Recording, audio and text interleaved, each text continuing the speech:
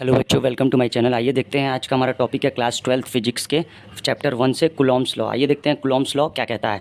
It state that force of attraction और repulsion between 2 point charges is directly proportional to the product of charges and inversely proportional to the square of the distance between them. ठीक है, यहाँ पे क्या बात कर रहा है कि दो पॉइंट चार्जेस के बीच में जो अट्रैक्शन या रिपल्सन फोर्स जो लगेगा वो क्या होगा, उन दोनों चार्जेस के प्रोडक्ट के डायरेक्टली प्रोपोर्शनल होगा और उनके बीच के डिस्टेंस के स्क्वायर के इनवर्सली प्रोपोर्शनल होगा। तो आइए देखते हैं, जैसे मान लीजिए हमारे पास ये दो चार्जेस हैं Q1 और ये हमारा Q2, ठीक, और इनके बीच का डिस्टेंस जो है वो हमारा क्या है, R है। ठीक, तो स्टेटमेंट के अकॉर्डिंग क्या कह रहा है कि जो फोर्स ऑफ अट्रैक्शन है, फोर्स ऑफ अट्रैक्शन F जो है वो डायरेक्टली प्रोपोर्शनल है किसके, इन दोनों चार्जेस के प्रोडक्ट के, तो Q1 into Q2, and inversely proportional है किसके, इन दोनों चार्जेस के बीच के डिस्टेंस के स्क्वायर के, तो 1/r²।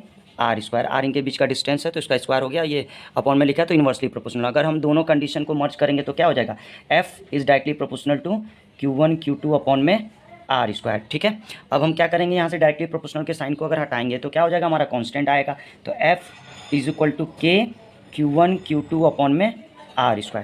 ठीक है, और यहाँ पे जो हमारी K की वैल्यू होती है वो होती है 1/4πε0, ये हो गया Q1 Q2 अपॉन में r²। ये तो हमारा हो गया कूलॉम्स लॉ। ठीक है, अब आइए हम देखते हैं इसको न्यूमेरिकल करने के लिए वैल्यूज़ कैसे फाइंड करेंगे। तो यहाँ पे जो हमारी कांस्टेंट 1/4πε0 की वैल्यू है ये होती है, मतलब हमारे 1/4πε0 की जो वैल्यू होती है वो क्या होती है, 9 × 10⁹ ठीक है, यहाँ पे आप देख रहे हैं ये 4 तो नंबर है और पाई भी हो, वो हमारा क्या कांस्टेंट है जिसकी वैल्यू क्या होती है 22/7 या फिर 3.14। और ये जो हमारा अपसाइलेंट नॉट है, अपसाइलेंट नॉट जो होता है वो हमारा क्या होता है, परमिटिविटी ऑफ फ्री स्पेस होता है, जिसकी वैल्यू जो हमारी होती है वो क्या होती है 8.85 × 10⁻12। ठीक है, और इसको अगर हम वैल्यू को पुट करेंगे यहाँ पे तो हमारा क्या फॉर्मूला बन जाएगा, F is equal to 9 × 10⁹ into Q1 Q2 upon में r²। ये जो 9 × 10⁹ जो है वो हमारी क्या है 1/4πε0 होल की वैल्यू है। तो हमें फॉर्मूले में न्यूमेरिकल करते समय क्या करना होगा, 1/4πε0 की जगह 9 × 10⁻9 रख देंगे।